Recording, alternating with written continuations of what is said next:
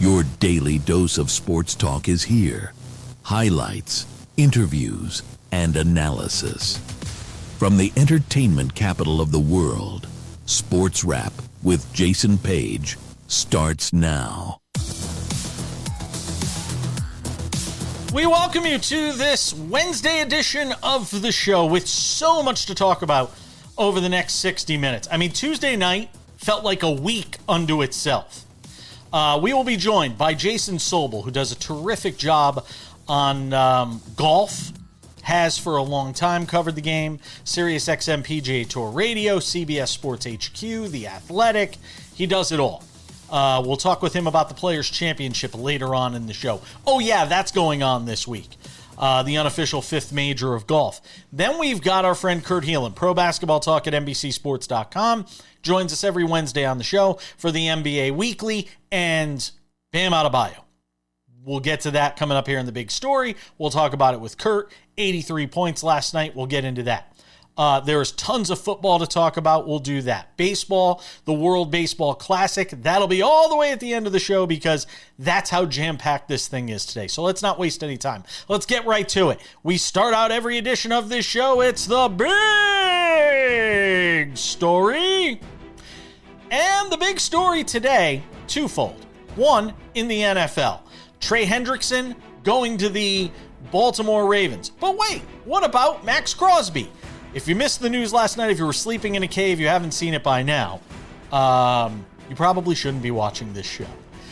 Max Crosby was supposed to be going to the Baltimore Ravens, as we all know. The Ravens sending 2 first-round picks to the Las Vegas Raiders, one in 26, one in 27. And then last night, we get the breaking news, Diana Rossini doing a great job with it, from The Athletic, reporting that the Ravens had pulled out of the deal because they didn't like Max Crosby's physical. They said he failed the physical. Now look, there's a bunch of angles we can take on this. One, it's bad business by the Ravens to do something like this because the first 2 days of free agency had basically already taken place on Monday and Tuesday. Teams have already made maneuvers. The Raiders had already made maneuvers. They had already committed a ton of money that now they're kind of losing some of their leverage because Max Crosby is technically still on their roster, and if they want to make another deal to trade away Max Crosby, why is a team going to give them 2 first-round picks when the Raiders are going to be desperate to get rid of Max Crosby just because they have all this salary committed to other players to come and play for them next year? It's a nightmare scenario for John Spytek, the Raiders as an organization. I don't know how they manipulate their way out of this and still get the haul for Max Crosby that they wanted to get. From the Ravens' perspective, look, they win. They get Trey Hendrickson. They would have won if they had Max Crosby. But to me, this feels like a team that got cold feet. It feels like a team that saw all the press about, oh my God, so few teams in the history of the NFL have given up this many first-round picks to get somebody like this. And then they might have looked at the physical and said, hey, maybe this isn't such a good idea. We still have time to pull out of this deal. But to do it the way they did, I actually feel bad for the Raiders. And I don't often say that because this is an organization that's practiced organizational malpractice, as our friend Sam Yarnell likes to use that word, for so long. It's hard to feel bad for a team like the Raiders, but I actually feel bad for them. Because it felt like they had this thing going in the right direction. They were making the right moves in this offseason. The hiring of Clint Kubiak, Tom Brady being more involved, getting Fernando Mendoza with the top pick in the draft, which is likely to happen. And then this whole thing happens. You're like, man, it's just the Raiders. It's just what happens. And it's not even their fault in this instance.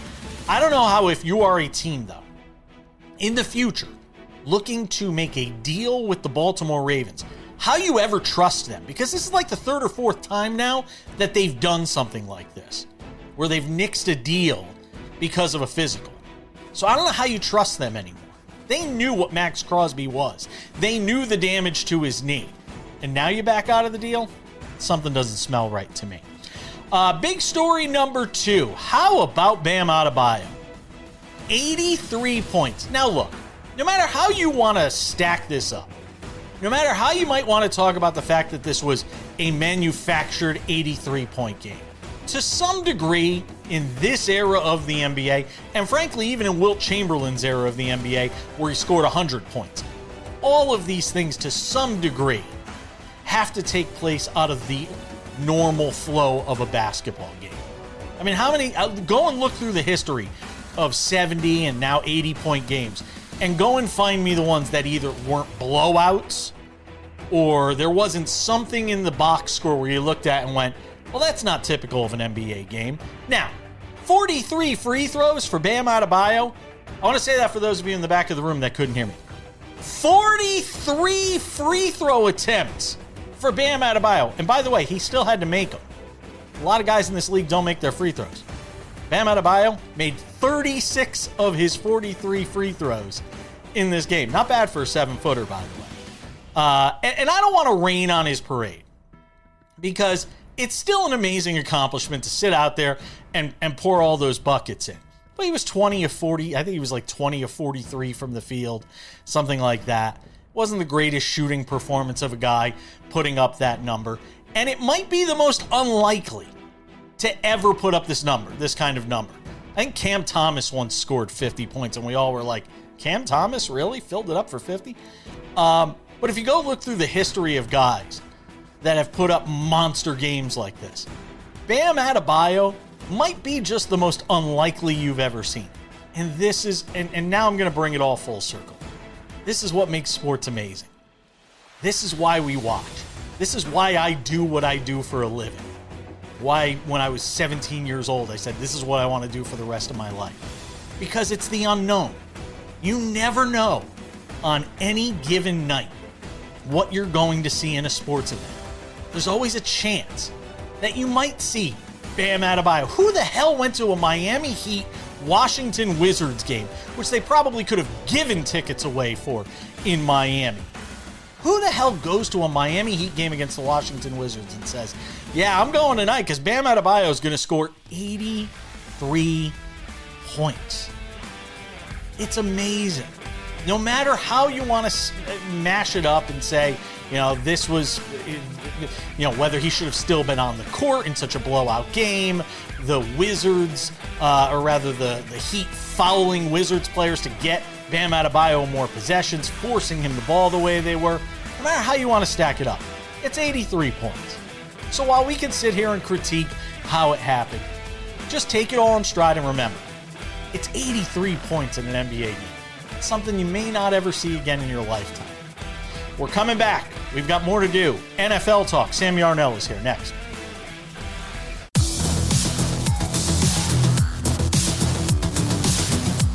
Welcome back. Let's talk some NFL and expand upon what we were discussing in the big story. Time for Sam Yarnell to have his say. Kurt Helin in 10 minutes on Bam Adebayo's big night with 83 points. But let's get into it, Sam. Part of this wild Tuesday night in sports, the Ravens backing out of the Max Crosby deal after he failed a physical. I said it in the big story. I'll be curious to see your thoughts on it. It just felt like they got cold feet and backed out of this thing. And there's a history here with this team doing this. They've done this before. This is like the third time that they've signed somebody or traded for somebody and then failed them in the physical and gotten out of the deal. It feels like there's a little bit of that going on here. It feels like a little chicanery to me. And frankly, if you're a team dealing with the Ravens now, it's buyer beware at this point. It's on you if you decide to go and make a deal with this team, because they can pull the rug out from under you. I mean, the Raiders got screwed here. I did think it was, Jason, very, very fascinating to see the amount of NFL players that went to social media yesterday and talked about other NFL players they knew that had this exact thing happen to that player with that organization. It's wild what, not to say that this is a small drop in a big bucket, but it's wild what kind of straw can break a camel's back. Obviously, Max Crosby being a big straw, but for that to open the floodgates into all of these stories that come out about just truly how horribly run the Baltimore Ravens are, it, like you said, is going to scare 31 teams away from wanting to deal with the Baltimore Ravens. And, there's so many levels to this, and we'll get into all of them. But the principle is exactly what you said. You, the Ravens, as, we said on the show yesterday, this is the end of their window. They are showing you that in the moves they're making and the money that they're giving out. This is very clearly the end of their window and their chance to go for it. And now you're annexing every other team in the league with whom you have to do business. It's just, again, the trigger word that I love to use all the time, organizational malpractice to the nth degree going on in Baltimore right now. But they win either way.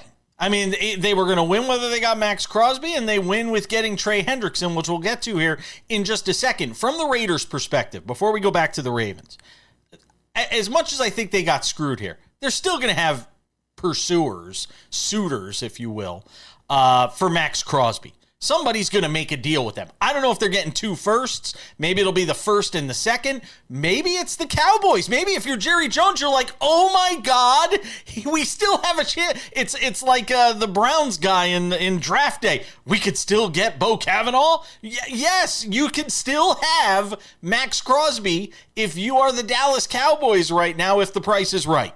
That's not the problem, though. The problem is the timing of all of this. Of course the timing sucks. This comes a day after the Raiders give out $200+ million in contracts to free agents, assuming that $30 million a year they're paying Max Crosby had come off the books. What does this do to the Tyler Linderbaum deal? Because I'll tell you what, that guy doesn't want to wait to get paid. He's not going to want to wait to reset the centers market the way he just did. This is DEFCON 1 for the Las Vegas Raiders right now, because sure, there may be suitors galore for Max Crosby, but the fact of the matter is you have lost every advantage that you have within the trade pool right now. You lost the leverage. You clearly lost the leverage because teams know you're going to want to bring in Linderbaum, and they're probably not going to get 2 firsts anymore. That's the reality. That, the teams that you're trading with also just gave out a ton of money, so they are much less likely now to move around a bunch of assets after they've already locked down plans.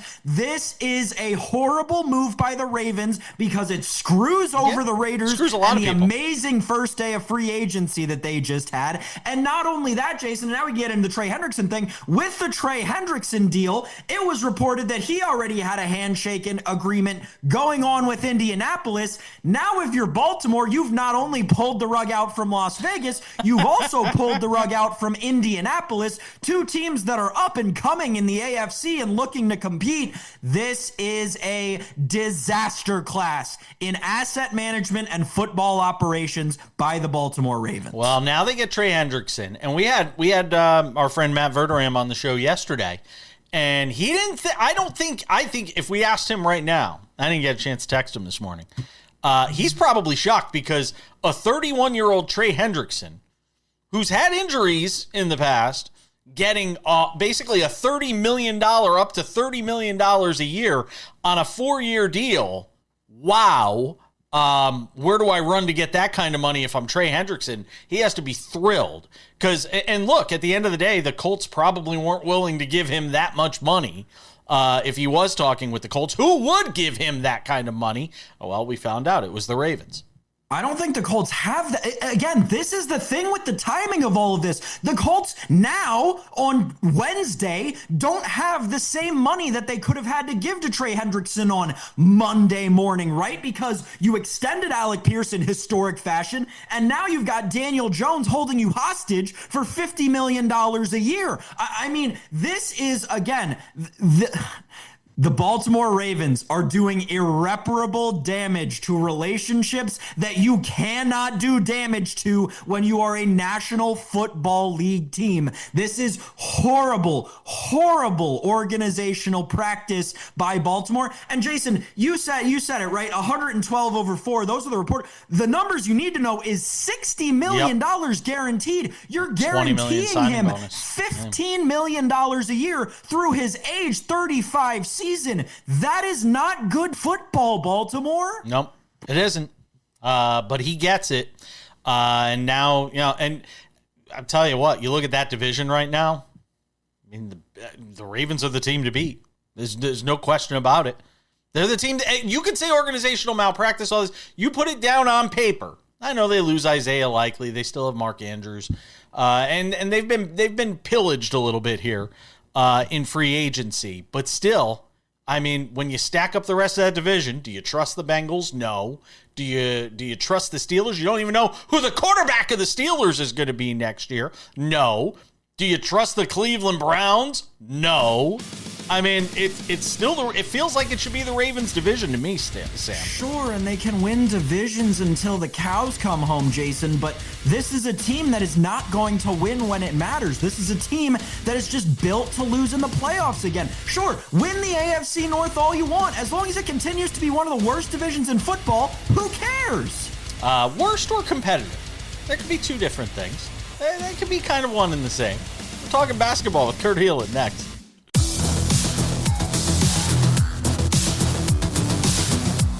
We welcome you back. Let's talk some NBA. We talked about it in the big story. Kurt Helin is here. Pro Basketball Talk at NBCSports.com is his jam. He was out at the Lakers T-Wolves game last night. I'd imagine a few people were talking about the Bam Adebayo 83-point game, Kurt. More than a few. I will say it was kind of the weird scene. It was weird being in Kobe's building. Oh, yeah. Watching that go down on even out, like I'm watching guys warm up. Like I'm out, talking. That's where a lot of pregame schmoozing happens, right? Like that's where scouts are sitting and coaches from other teams. Everybody's kind of out there talking to each other. Except this game, everybody's literally on their phone watching Bam put up crazy points. And I ended up going back and like trying to get the thing up on my computer so I could see a better version of it. It was wild, the vibe in there during that. I can only imagine. All right, let's dig into it. 83 points, a phenomenal, achievement. It's the second most points ever scored by a single player in an NBA game, but it didn't take long for the vultures to, basically descend on the carcass here and start digging into how this happened. The way I have described it is it was manufactured in many ways. I've heard you use the term unethical. Sam used that term. Unethical was a term some of the media and Kobe people in the Laker organization, around the game were using. I'm with you. I think it was sort of manufactured. And I will look, two things. Well, three things. First off, that was just fun. Like I completely enjoyed watching that happen. And him going after the points. Second, hey, Laker Kobe people, if you want to say that about Bam, then I'm sure you're not a hypocrite. I'm sure you were very mad at Kobe's last game when they were just feeding him the rock and he put up 50 points, 50 shots to get his 60 points, and it was not about winning. It was about feeding Kobe. I'm sure you were ethically opposed to that as well. But they did win the game, by the way. The Lakers beat the Jazz that. It was the Lakers Jazz that night, wasn't it? And Miami won like that. I mean, that was part of it. Like, if it had not been for the record, Bam wouldn't have played. But fouling, he had the record after three quarters. He could have sat that. The Heat fouling people to get him more possessions. Yeah. I mean, it's just not a great look all around, And Eric Spoelstra, who's a student of the game and somebody who you think really respects the game. I think of Greg Popovich when I say that. I'm surprised he let it go that far. I think that they were in the moment. They were chasing it. And again, I thought it was fun. Like I actually had more fun watching that than I've had watching a lot of games most games this season. It was different. It was, I think to use JJ Redick's comment post-game, it was a different kind of basketball. Was how he put it. But I thoroughly enjoyed the experience of it. It was a little manufactured, but you're either in or you're not, and I was in. Sam, jump in. Kurt, I was talking to, obviously, me being a Wizards fan, tons of people were coming to me talking about this game last night in the middle of the craziest sports night of all time. Right. And my response was, yeah, thank God Bam scored 83 points. If he didn't, the Heat might not have won that game. Do you see how they looked? My question for you is, in a day and age of the NBA where tanking has become ever prevalent, more and more every year, but especially in a year like this where the draft is so loaded, do you think that that's going to lead to more records being broken because of guys playing tanking teams? It's a great question. It's a great question. I don't know that we're going to see a lot of this, mostly because either in those moments, hey, we're giving, we're playing the Wizards or the Jazz or whomever, Sacramento. We're going to sit our star tonight. Like, we can win this game without them. There's going to be some of that, or trying to get them rest, have them play, 3 quarters and get them out. I think what is challenging is that it leads to some really bad basketball nights. Because if you have it's not even bad team versus bad team that's hard to watch, because the players that are going out are trying, right? Like, you don't throw out guys and tell them not to try. You just put out a team that can't win. It's a front office move. Well, that's pretty boring.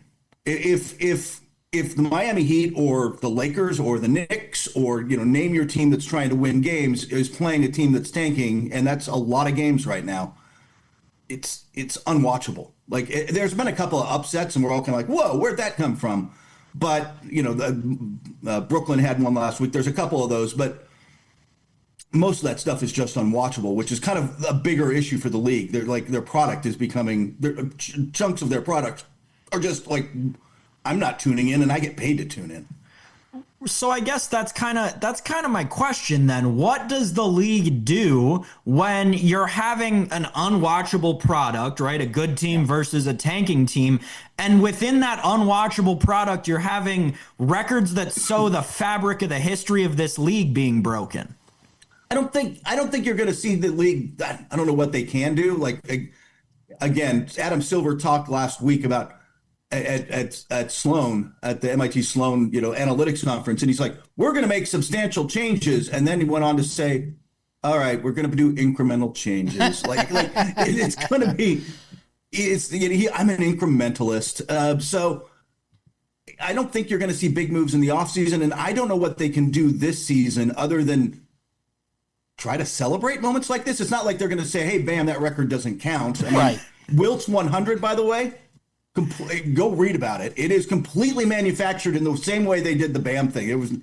That was out of the same playbook. Hey, but before we got a minute left in this segment, is there a player in the league today that you could ever see? If there was a guy that you could see scoring 100 in a game, who is it? Who would have the ego to go after that and have the skills? Like, part of it's somebody got to, like, Edwards. Ant might do it. I'm trying, like, because I don't think Shea would go after it. I think Luka has the ego. Luka's a good call. Like, who's got the not only you got to have the skill and have the hot night. And look, Bam had 31 in the first quarter. He was 10 off his personal best in the first quarter. He was just hot. He was just having one of those nights, man. If you got Luka, or I'm trying to think of who else can put up those kind of numbers for a night and just not care and just go full ham. Yeah, I think Ant-Man is one. Matt Verderam, SI, does a great job. Check him out also on the Matt Verderam show over on Patreon. Always appreciate you, my friend. Be well. Oh, yeah, no problem. We're coming back. More Kurt Helin on that note. We're coming back.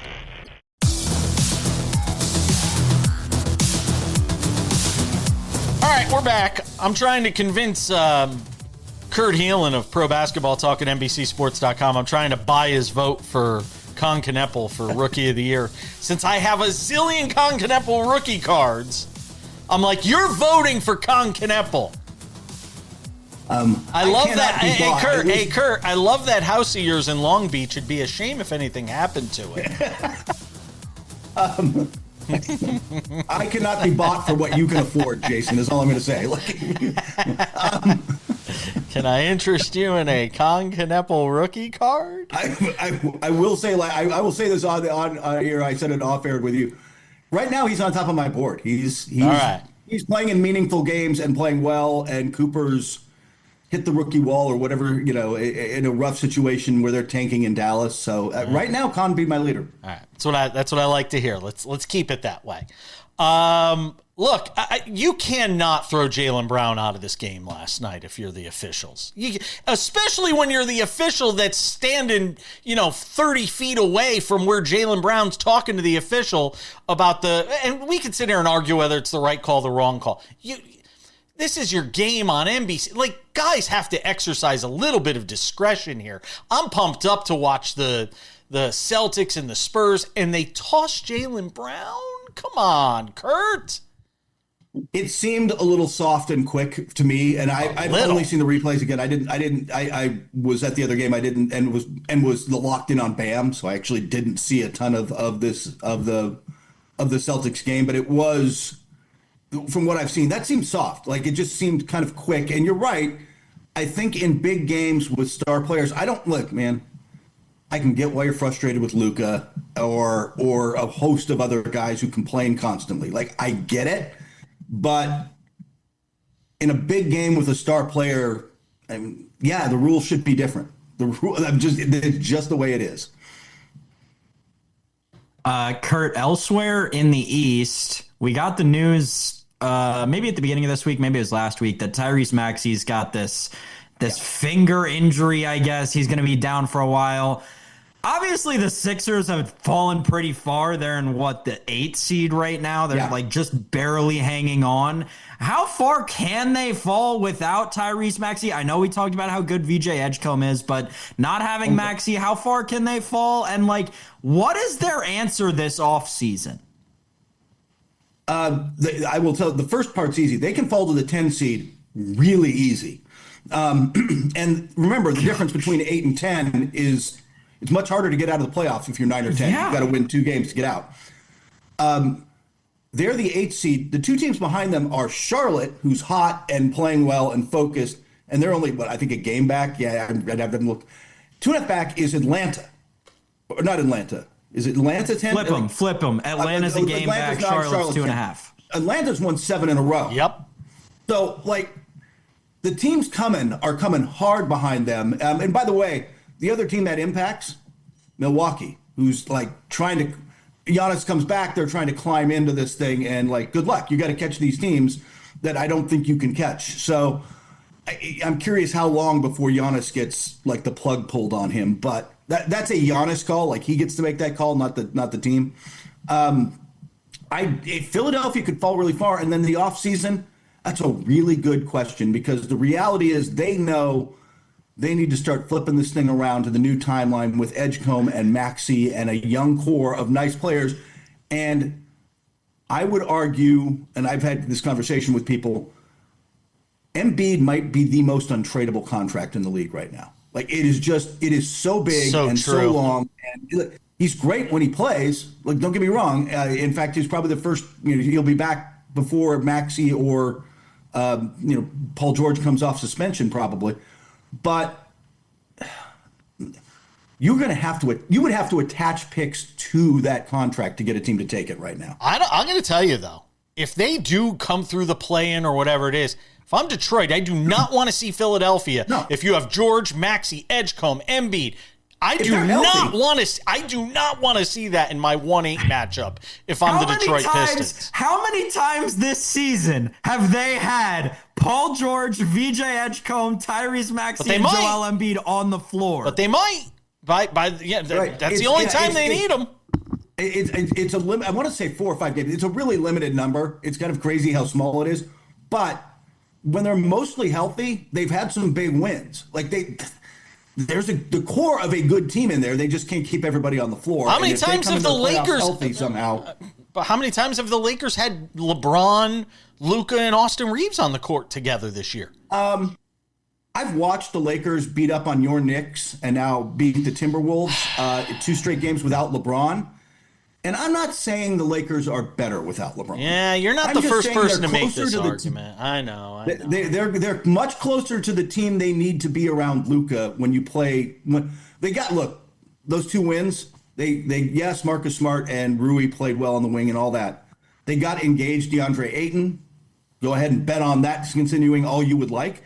But that said, when they put the whole thing together, that's another team where they're 4th in the West right now. Hey, I got a minute left. Spurs have won 16 of 17. Are they going to win the West or not? No, I still like Oklahoma City. But that's a really good series. Oklahoma City made its point this week. They beat Boston. No Caruso, no J-Dub, no Hartenstein, no Chet in that game. They're still the best team. They still have they not only have the best player and the future, the MVP in Shea. Is it time we start talking about Shea as just the best player walking the face of the earth? Is he better than Jokic right now? No, I don't think so. I think it's close. I think it's a conversation, but it's close. I know Sam would say Jokic. I would say Jokic, but I do think it is a conversation for maybe the first time ever. Yeah, Shea's a better defender. It's a conversation. We'll hash this out in the extended conversation. Kurt Helin, always appreciate you, my friend. Be well. Thank you, sir.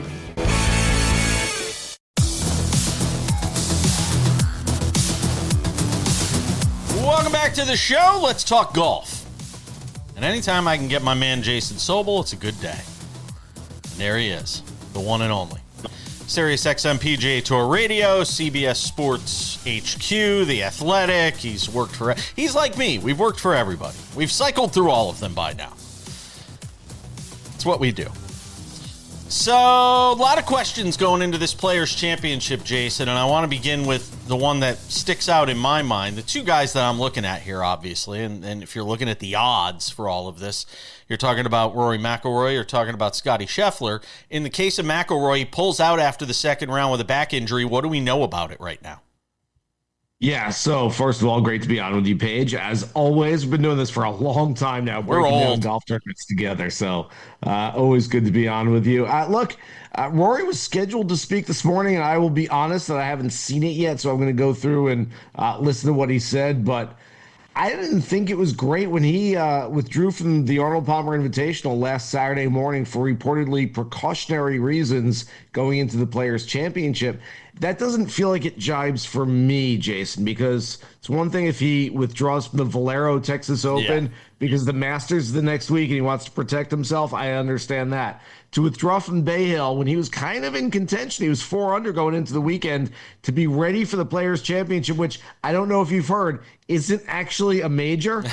To me, that feels a little strange that Rory would essentially give up one tournament to be prepared for another one. So I think it's a little more than he was letting on to. I think the fact that he didn't show up Monday and Tuesday probably tells us that. I think he's probably going to try to tee it up. I have not seen what he's said so far. And again, I believe he was speaking this morning, so I'm going to go check that out. That said, I expect him to play, and I expect him to be a little uncomfortable, and I don't expect him to go back-to-back. How's that? Do you think the odds makers have sort of baked that into the price at 18-1?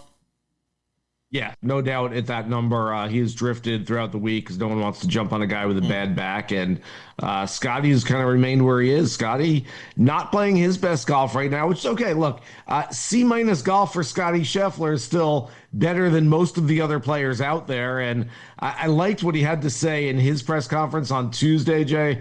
He said, first 3 days, the irons were okay. On Sunday, they were really good. That's as good as I've hit the irons all year, other than the one I got stuck in the tree and the one that I hit in the pond. That sounds like me and you. That sounds like me and you sitting in the 19th hole going, other than that one I hit in the tree that's still up there, I saw it though. I know that's mine. And then I hit that one in the water, but that one did that. I wasn't even trying on that one. What than that, dude, I played awesome today. It's like Stanley Golf Course on the 5th hole. I hit one in the water. Other than that, it was all right. What do you attribute sort of, he came flying out of the gates and then sort of the lull that we've seen Scotty in right now? I think it's just golf. I think golf is a cyclical game. And what I've always thought is that for the best players in the world, it's less cyclical than it is for other players. And that, look, if you're the 50th ranked player in the world. Like you're trying to hit when the roller coaster is going up and you're on the upswing, you're trying to hit for 3, 4, 5 events in a row instead of 1 or 2. And I've always thought the best players can sort of ride that wave for longer. Scotty Scheffler's been able to ride that wave ostensibly for about 4 years. I mean, obviously there's some ebbs and flows between that. Right now, that roller coaster is on the way down. Can it go back up in a hurry? Absolutely. That's what separates, again, the best players from everybody else. If this was, like I said, the 50th ranked player, the 100th ranked player in the world, I'd probably be more worried about them moving forward just because it's harder for a guy like that to go find it right away and start playing great golf again. For Scotty Scheffler, he's able to find it. And again, that's what separates these guys. That's why he's one of the best. All right, when you're looking at the rest of the field this week, because it always feels like it's Scotty, Rory, and then the rest of the field, as you examine the rest of the field and who has the best shot at winning this thing, who sticks out to you? I am very much in the majority this week, and I haven't seen anybody who doesn't like Colin Morikawa. If the question is who the best golfer in the world is, it's still Scotty. Rory's right behind him. Everybody else is a distant third and beyond. If the question is who's playing the best golf right now, granted, it's a very fluid question. We can interpret this in many different ways. In my eyes, though, if we look at it over a 3-4 week span, Colin Morikawa is playing better golf than anybody else. He's a high-level iron player, so we know that he's going to be dialed in with those shots. He hits a lot of fairways. And that putter is heated up. He doesn't need to be the best putter in any given field. As long as he's better than the majority, he's going to give himself a chance to win. For me, I love Colin Morikawa this week. There's a reason why his number in the betting markets has gotten shorter over the last 3 days because everybody else likes him as well. Other potential outrights for me, Victor Hovland, who's playing some good golf. The approach play is really good right now. Minwoo Lee looks like a different player. He's this guy that likes to have fun on social media, and people follow him with chef's hats, and he says, let him cook and all this. That's fun. He looks like a more serious, mature player this year. Wouldn't surprise me to see him in the mix on Sunday, and maybe a couple of others that aren't quite long shots, but a little further back. Sepp Straka I like this week, Sahith Theegala. And how about Ricky Fowler? 11 years after he won this golf tournament, he's like his 17th year as a pro. Nothing makes you feel older than hearing that about a guy like Ricky Fowler. Playing some really good golf right now, though. If I didn't get out a Tiger question at you, because I don't get to talk to you as often as I used to, will Tiger play the Masters? What do you think? The fact that he hasn't even played a TGL event yet is probably not a great sign. If he can't go in there in the dome in the simulator and just sort of walk around a little bit and hit some golf shots, I don't have a great feeling that he's going to be ready a month from now. That said, he wants to, and he's going to do everything it takes. And there's a little showmanship in Tiger these days. So if he can not hit a ball in TGL and not play anywhere else, then all of a sudden show up at Augusta and say, I'm ready. It'd be pretty cool. So I'm rooting for him. I'd like to see him play, but I don't think I'd like to see him play and shoot 82 either. So I'd like to see him if he can go out there and play well. Jason Sobel does great work, SiriusXM PGA Tour Radio, The Athletic, CBS Sports HQ. I always appreciate you, my friend. Let's do it again soon. Absolutely. Thanks, buddy.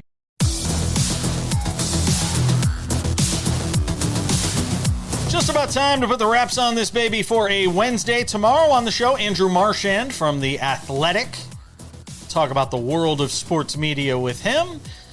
Dennis Bernstein should be here too. Does a great job on the NHL, SiriusXM NHL Radio. Host over there. Boy, it has been a busy week. It felt like a busy week in one night, Tuesday. And it's carried into Wednesday. If you haven't done so yet, make sure to subscribe to the Sports Wrap with Jason Page podcast, available on all your favorite podcasting platforms. 45 minutes, this show, available Monday through Friday in its audio form. Go and subscribe to the podcast. It is fantastic. Listen to it on your way to work, on the treadmill, in the shower, at the gym, whatever you may be doing. The podcast is fantastic. Also, the Sports Wrap with Jason Page YouTube channel. This is the place for all things Sports Wrap with Jason Page. The Monday through Friday TV version of the show. There, commercial free, 45 minutes early each afternoon. Go and subscribe to that. We also have extended clips from the show. You saw Kurt Helin on the show today. The conversation goes way beyond what you saw.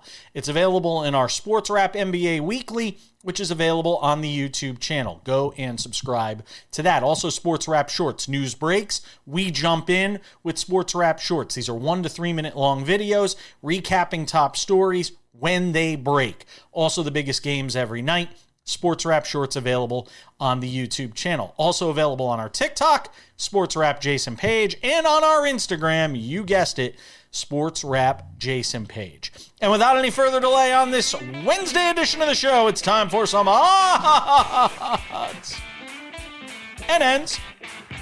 Odds and ends, Sam Yarnell. Take a victory lap, my friend. I should have just had you do the entire segment by yourself, solo box. Because I know you want to gloat. I know you want to pat yourself on the back. Don't hurt your shoulder doing it. Might tear a rotator cuff.